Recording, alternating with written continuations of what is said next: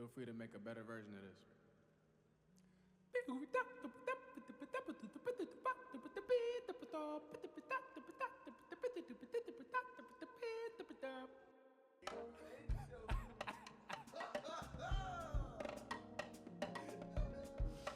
Differento.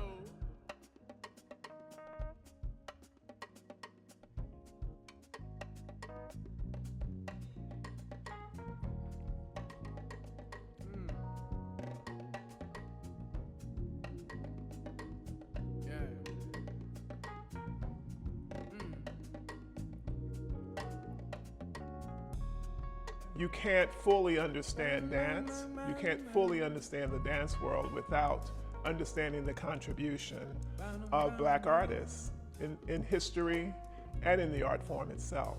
Dr. Johnson, wow. What an incredible, well, talk about discipline. She saw something in me that I don't think I saw in myself. You know, I never teach a class in Africa. You know, I got a company, we don't do class. That was 78. And Howard was the first place I teach. Yeah. And then since that day, we connected. And sometimes I come down Washington, you know, work with her and go back. And soon I moved here. That was the time they started the department. And I was here since then with her. It's a great, and it was a good mentor. And very, very, very, very, very, very difficult. She don't play.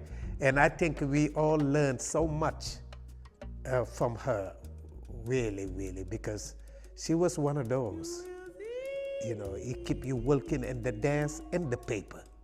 You know, it's a great honor. Once a Howard student goes through a program with Dr. Johnson and the current faculty, you are ready to step out and really face the world and create the life that you want. The piece is a Bugarabu.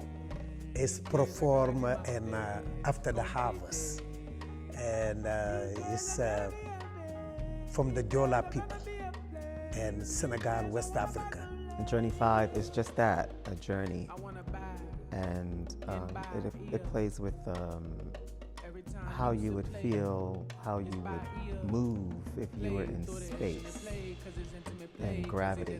I wanted to talk about how immigration affects Black migrants, being a Black migrant myself. Of course, being a Black immigrant from Bermuda, there's a lot of trials and tribulations that I've had to get here. I think that it's important to tell both sides of that story and other people's stories as well. So Love Mural, we started the creation in October 2024. The movement really started from just an internal space. I worked with the dancers and thinking about shape and breath and relationship. So just thinking about dance and music as a really beautiful collaboration expression of love, family, and people. They might be out of Africa, but Africa never out of them. So I got to grab it, got to work with them to make sure they feel it, because it's part of their roots. It just to have to get it out, it come out. This piece specifically has just encouraged me and made me more confident in wanting to be a choreographer, not just a dancer. So I hope to be able to continue to create after I graduate. It's important for me to see a difference once I've worked with someone. I don't ever want them to be the same person on the last day that they were on the first day.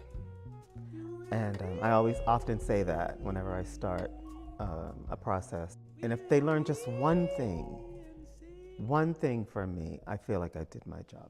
My piece entitled Eclipsed by Grace really just reflects on the journey of spiritual warfare. While growing your faith is a beautiful thing and getting closer to God is a beautiful thing, I feel like many people don't talk about the struggles that accompany that, as far as picking up your cross daily and following the path, the unknowing path that God has for you. The overall ballet is called Touch, but the first movement is Touch. One of the sections in the work is to Bobby McFerrin's Sweet in the Morning.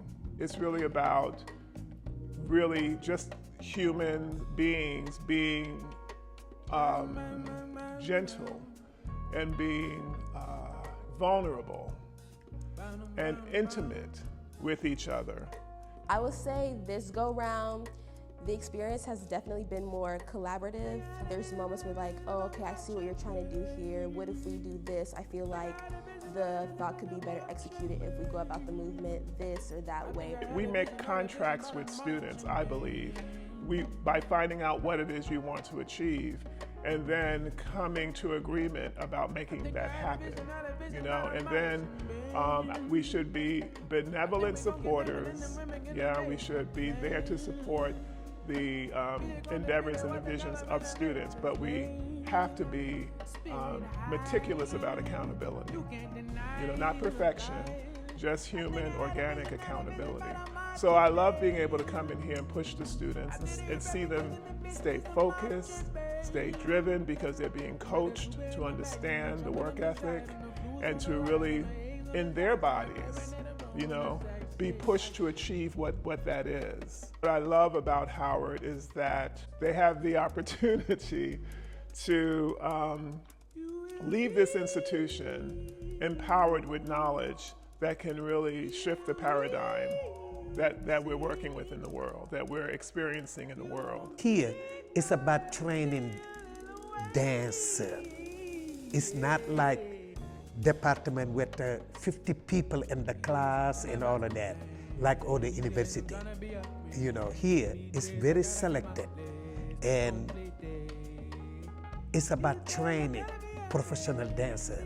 Being here at Howard has really helped me build my confidence and figure out my artistic voice. I feel like a lot of the things that I'm doing now, I would not have even thought of doing if I went anywhere else. For instance, freshman year, a group of girls in my friend Talia's room talking about making a short dance film, and now we're creating a whole production team and trying to figure out how to make an LLC for the future. Like, it's just things like that that I feel like has really challenged my growth as a person and who I plan on being when I get out of college. And I'll always say that, the Howard Dance Program is such a rigorous but rigidly affirming program. So I've learned a lot of, who I am as a person, as an artist, and I, will obviously continue to develop that well past after I graduate.